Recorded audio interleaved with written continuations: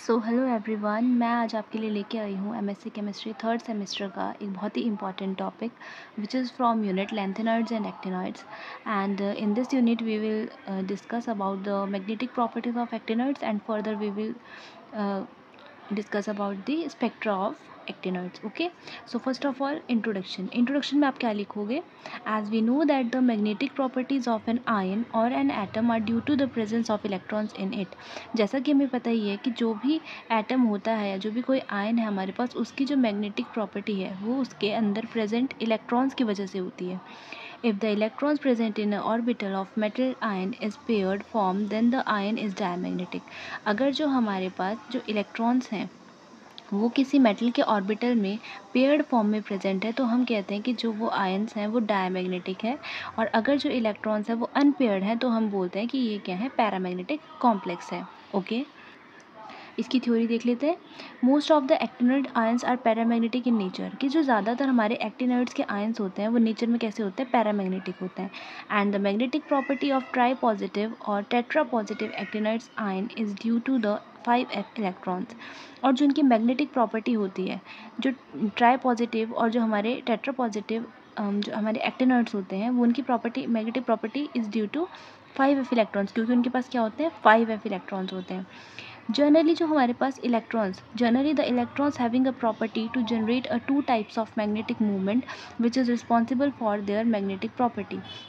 तो जनरली जो इलेक्ट्रॉन्स होते हैं उनके पास जो है कुछ दो तरह की प्रॉपर्टीज़ होती हैं, जनरल प्रॉपर्टीज़ होती हैं मैग्नेटिक मूवमेंट की, जो कि रिस्पॉन्सिबल होती हैं उनके मैग्नेटिक बिहेवियर के लिए.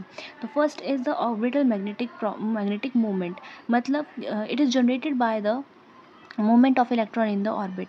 कि देखिए कि कोई ऑर्बिट है, ठीक है, कोई मान लो ये ऑर्बिट है सर्कल की तरह, इसके अंदर जो इलेक्ट्रॉन है, ठीक है, उसके मूवमेंट के बारे में बताता है हमें orbital magnetic movement. And what is spin magnetic movement? Generate bye the movement of electron in the spin.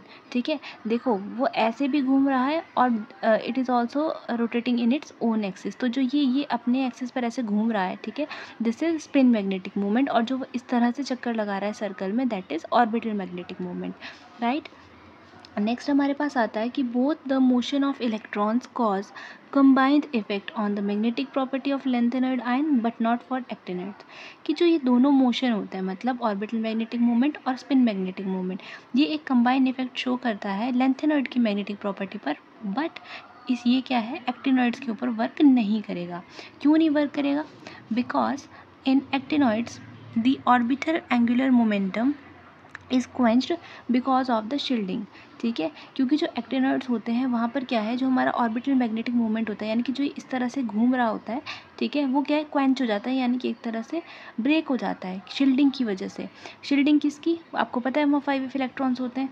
So that the observed magnetic movement is less than calculated. तो जो भी हम वहाँ मैग्नेटिक मूवमेंट एक्चुअल में calculate करते हैं, वो जो वहाँ पर कैलकुलेटेड वैल्यू, जो थ्योरेटिकल वैल्यू होती है, उससे हमेशा ऑब्जर्व वाली वैल्यू जो है, ऑब्जर्व वाली वैल्यू जो हमारी होती है उससे जो हम कैलकुलेट करते हैं वो कम, कैलकुलेट वाली कम आती है और ऑब्जर्व वाली ज़्यादा आती है. ठीक है, मतलब जो एक्चुअल होती है वो हमेशा ज़्यादा होती है, लेकिन जब हम कैलकुलेट करते हैं, क्योंकि वहाँ पर शील्डिंग इफेक्ट हो जाता है, तो उसकी वजह से ये वैल्यू कम हो जाती है हमारे पास कैलकुलेशन वाली.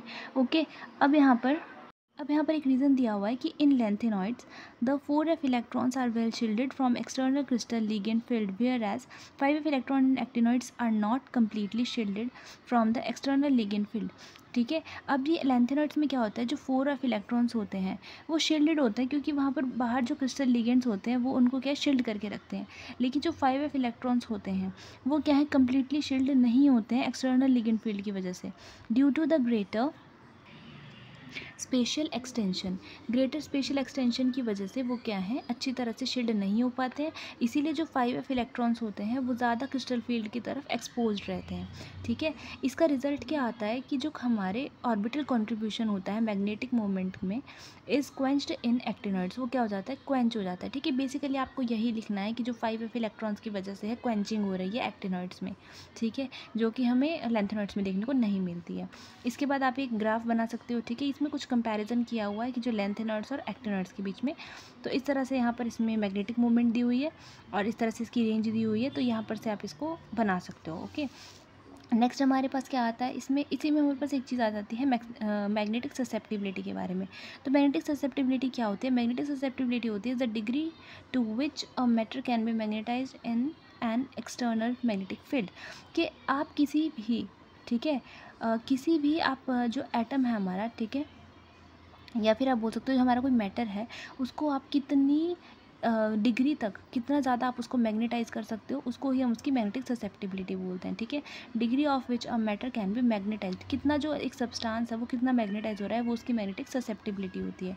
ओके, अगर हम कंपेयर करें दोनों के प्लॉट को, मॉलर magnetic susceptibility of tri positive lanthanoid, अगर हम लेंथेनॉइड यानी कि ट्राई पॉजिटिव लेंथेनॉइड्स को कंपेयर करें एक्टिनॉइड आयंस के साथ, ठीक है, अगेंस्ट नंबर ऑफ 4f और 5f इलेक्ट्रॉन्स जिनमें होते हैं, हमें पता है, तो it reveals that there are remarkable similarities between the two plots.